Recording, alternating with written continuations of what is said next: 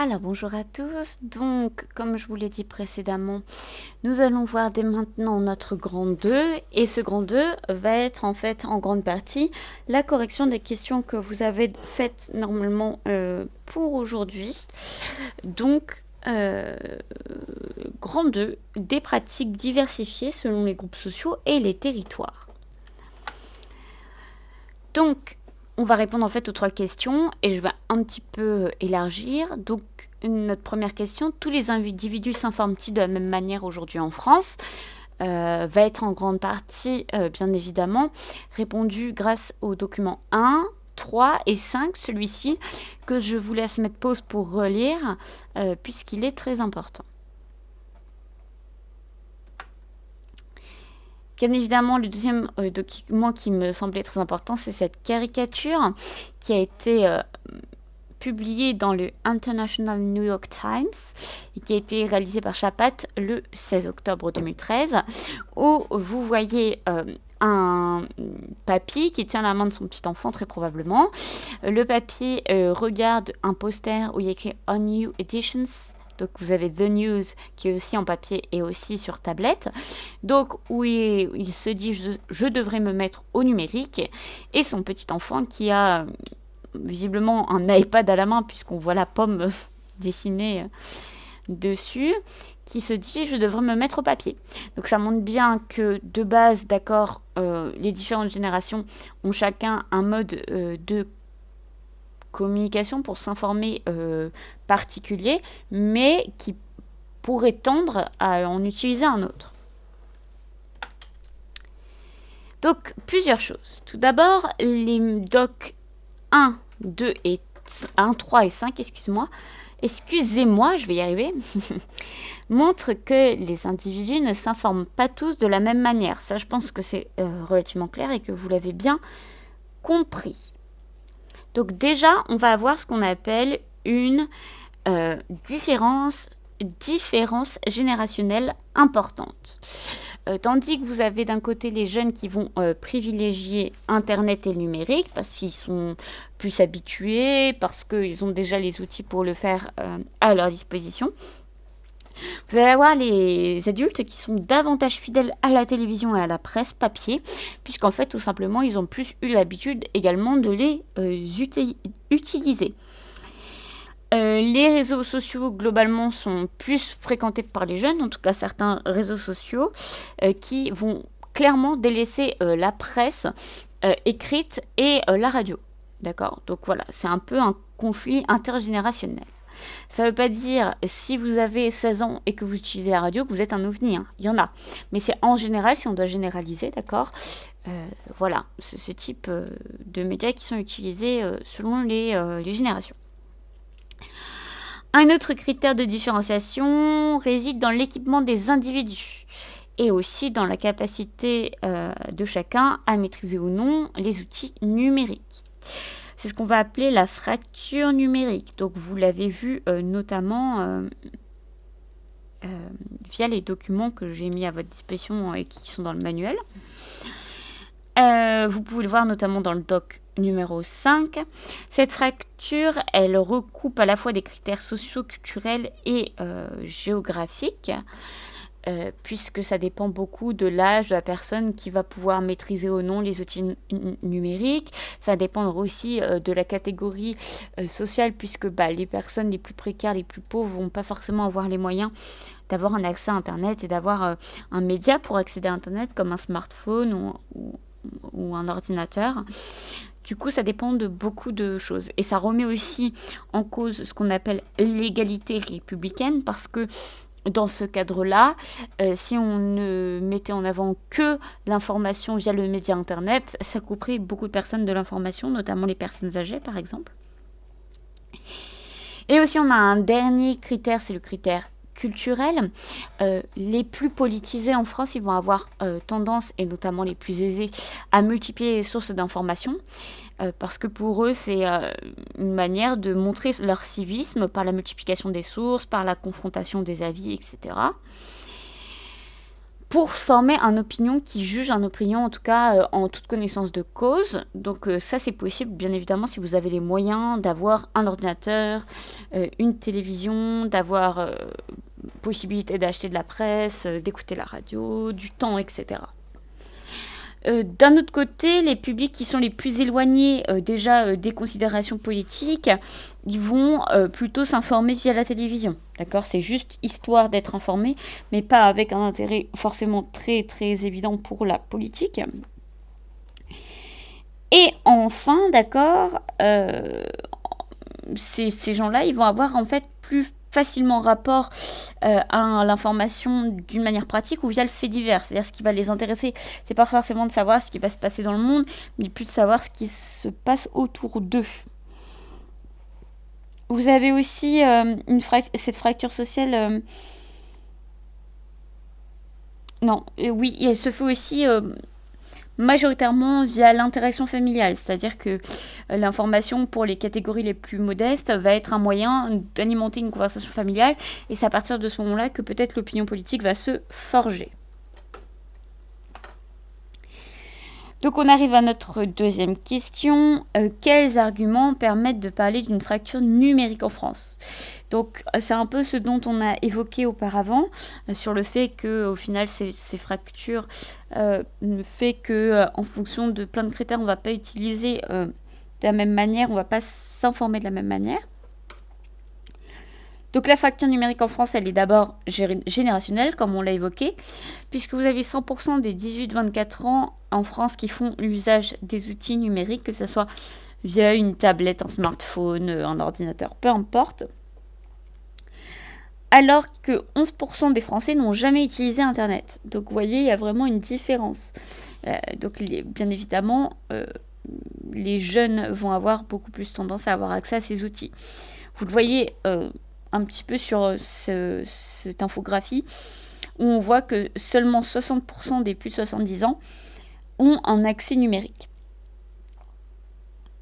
Donc 40% des plus de 70 ans ne se sont pas connectés sur Internet en 2018, n'ont pas eu d'accès à Internet en 2018. Vous avez un adulte sur 5 qui est bloqué en cas de difficulté ou qui n'utilise jamais Internet.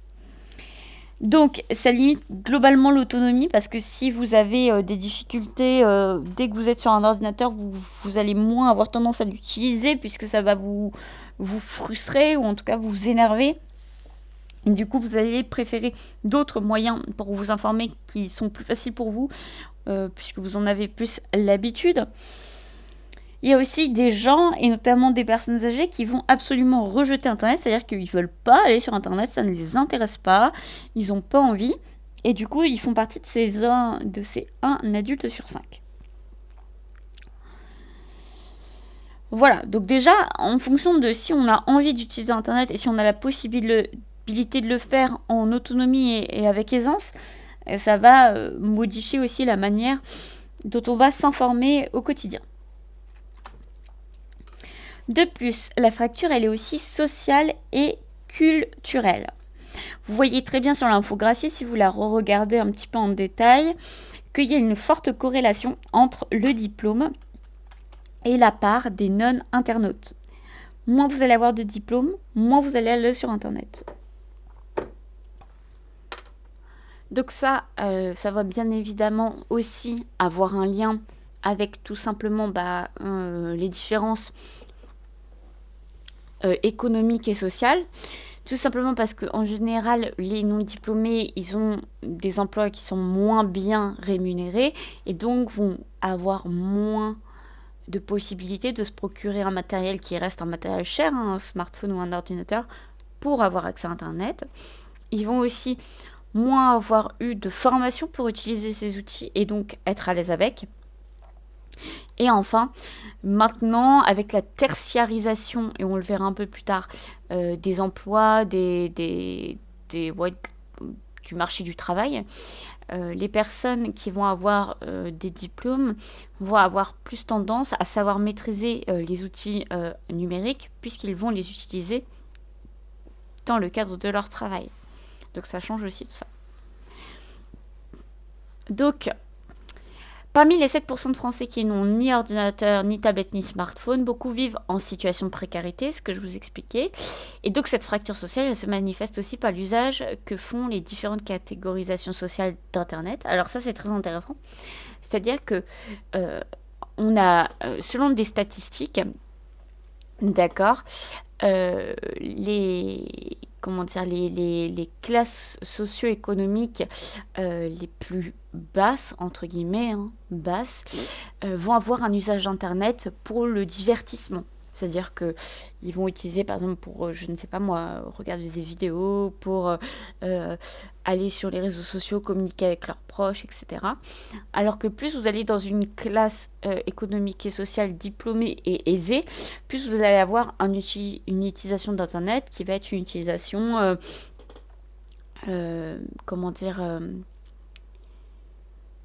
informative,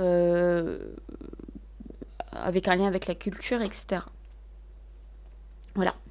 On peut aussi rajouter qu'il y a 14% des Français qui ne disposent pas d'une connexion Internet fixe à domicile. Donc même s'ils ont par exemple la 4G, etc., ça rend quand même globalement l'utilisation plus chère et plus limitée. Enfin, la fracture, elle est aussi géographique, puisqu'on voit que Internet, il est plus utilisé en agglomération parisienne et en ville que dans les communes rurales. Vous avez les chiffres. Donc, en fait, Paris et les grandes villes, elles sont globalement mieux équipées et elles comptent davantage d'internautes que les autres territoires. Donc, c'est tout simplement logique. C'est dû à la qualité du réseau Internet, puisque les opérateurs Internet, bien évidemment, ce sont des entreprises qui recherchent le profit et qui vont donc aller là où elles ont le plus de clients, donc bien évidemment les endroits les plus densément peuplés. Donc bien évidemment, la qualité du réseau Internet et son existence sont plus garanties dans ces espaces-là que dans les espaces ruraux. Mais également parce que les populations qui vivent en ville ont plus souvent, comme je l'ai dit, des emplois dans le secteur du tertiaire. Et donc, leurs professions vont nécessiter l'usage d'Internet. Donc, ils vont avoir tendance à déjà avoir le matériel, se connecter et l'utiliser très fréquemment puisqu'ils sont très à l'aise avec ce média. Ce qui est moins le cas, bien évidemment, des autres espaces. Et pour finir, géographiquement, vous allez avoir une population globalement plus jeune qui va vivre en ville, comparée à la population rurale, où on a une population plus vieillissante. Et donc, par conséquent, la fracture générationnelle va aussi se voir géographiquement. Alors, aujourd'hui, il faut savoir qu'en France, en tout cas, on a de vastes programmes, notamment des programmes départementaux ou régionaux pour donner un accès Internet à toute la population si elle le désire, c'est-à-dire ne pas obliger la population à utiliser Internet, mais donner un réseau suffisamment stable et avec un débit suffisant pour que tout le monde puisse avoir accès, s'il le désire, à Internet partout en France. Donc vous avez notamment le département de l'Hérault qui fait en ce moment de vastes travaux pour permettre justement à la population, même des campagnes plus reculées, d'avoir la même connexion Internet qu'à Montpellier, par exemple. Voilà. Enfin, dernière question. À l'échelle mondiale, toutes les sociétés sont-elles égales face à l'information ? Ça, vous le savez, vu les chapitres que nous avons vus auparavant, que ce n'est pas du tout le cas. Mais on va revoir ça rapidement. Donc, la situation en France, elle est plutôt bonne, en tout cas selon Reporters sans frontières. Donc, elle pourrait être bien évidemment meilleure. Alors, on a globalement une très très bonne liberté de la presse en France. Le problème, c'est qu'en général, ce sont les mêmes personnes qui détiennent la plupart des médias français et bien évidemment des personnes qui ont des intérêts politiques. Et du coup, on peut se poser la question de la neutralité de la presse en France et des organes d'information générale. Donc, vous avez une très très bonne infographie que je vous invite à aller voir en zoomé sur le site du Monde diplomatique qui a été fait pour voir à peu près qui détenait les différents médias disponibles par exemple en France. Et vous voyez quand même globalement, même si vous ne voyez pas le détail ici, que au final ce sont je sais pas, je dirais peut-être une trentaine, une quarantaine de personnes qui détiennent tous les médias français.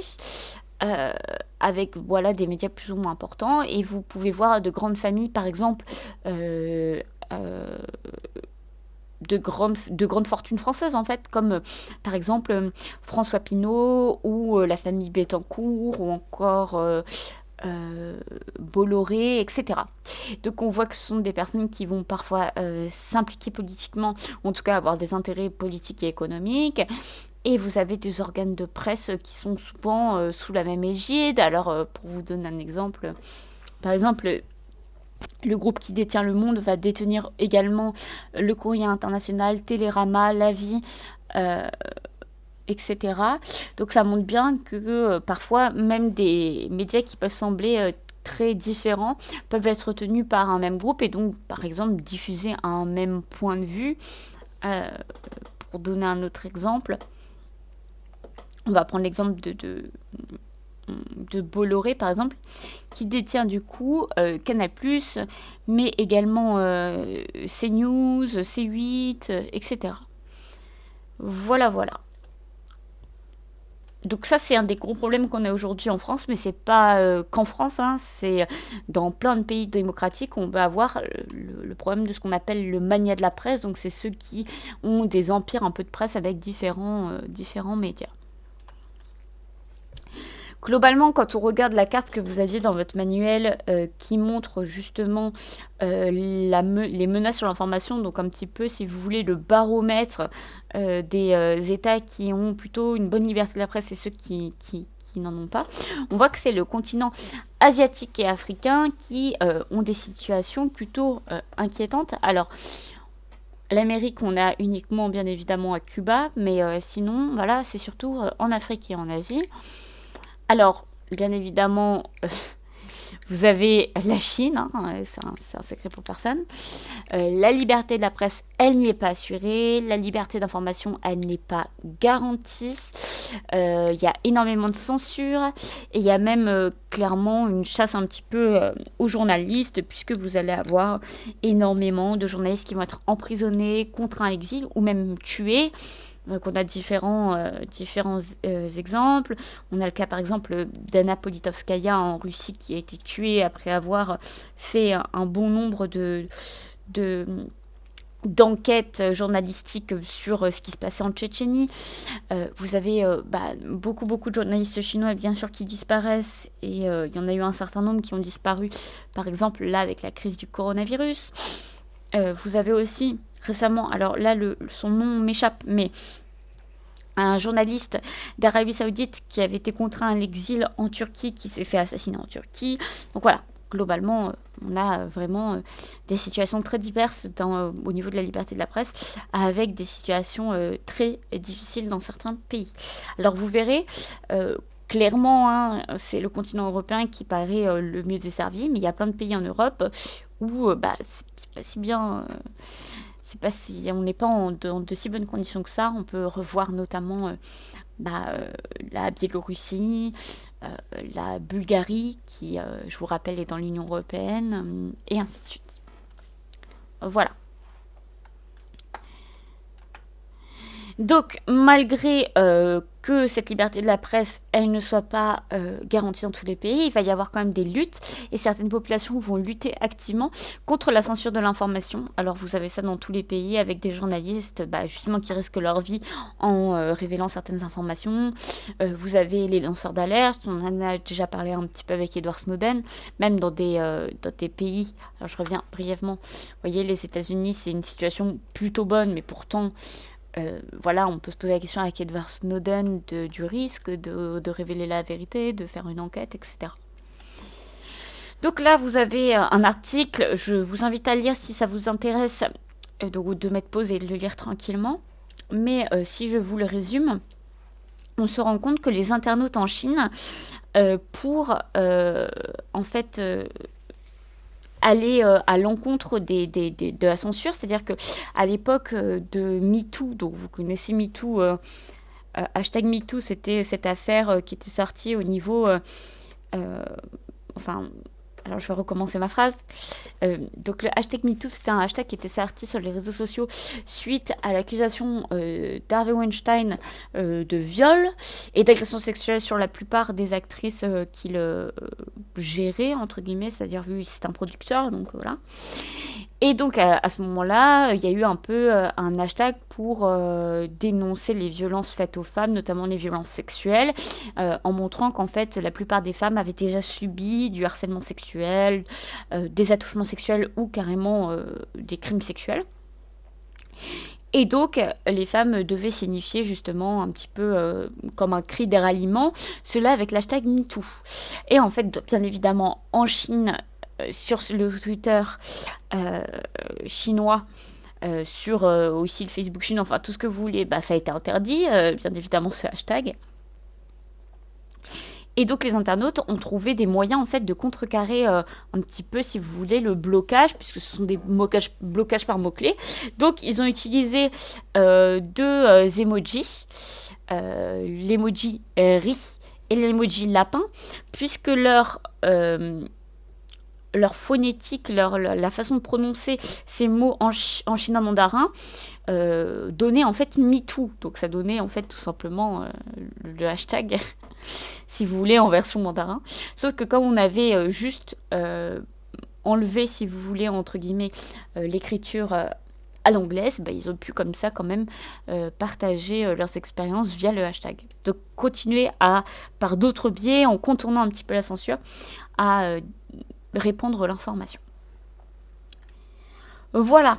Donc c'est tout pour notre cours d'aujourd'hui. On a fait un petit peu, si vous voulez, vraiment superficiellement une vue d'ensemble de notre chapitre de l'enjeu de l'information aujourd'hui.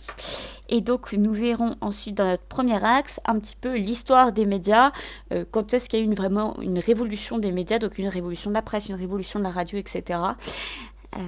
Et j'espère que ça va vous intéresser. Voilà, je vous souhaite une excellente journée et donc on se retrouve la prochaine fois.